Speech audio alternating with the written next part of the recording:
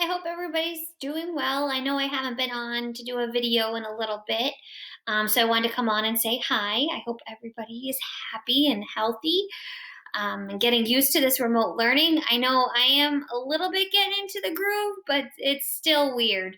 I miss you guys. I wish I could be in my classroom right now, but we're all kind of stuck at home. Okay. So I hope everybody, like I said, is doing well. I want to go over this Edpuzzle that you did the other day. So it was a tour of the electromagnetic spectrum. So I was kind of introducing to you the idea of other types of waves besides sound. The electromagnetic spectrum includes light waves, and we're going to talk about that. Okay. So these questions that you have filled out on the Edpuzzles, I'm sure you've realized that they go towards your that daily assignment grade, and it's actually based on accuracy because they are telling you the answers to the questions right before they ask you them.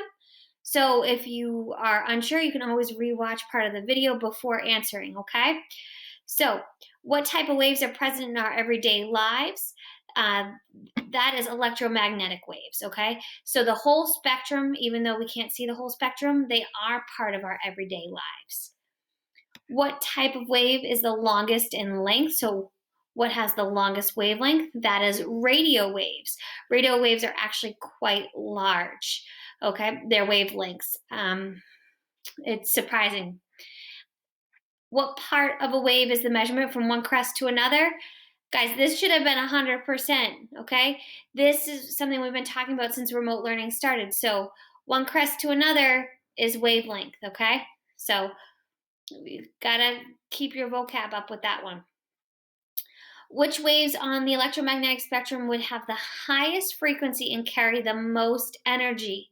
So radio waves, which you talked about, had the longest wavelength, which means it has a low frequency. So now we're looking at the other side of the spectrum, which has the shortest wavelength, so the highest frequency, and that would be gamma rays. True or false, we can see all waves in the electromagnetic spectrum? False, we cannot see all waves. We actually see a very, very tiny portion of the electromagnetic spectrum. It's about, say it's this big, we see this much, okay?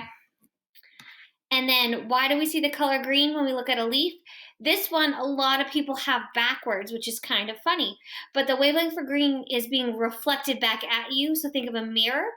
You see, if you look in a mirror, you see yourself because it's being a reflection. We see green because it's being reflected back at us. All the other colors are absorbed into the leaf. And then the last question, what is the only part of the electromagnetic spectrum that we can see without the help of technology? That is visible light.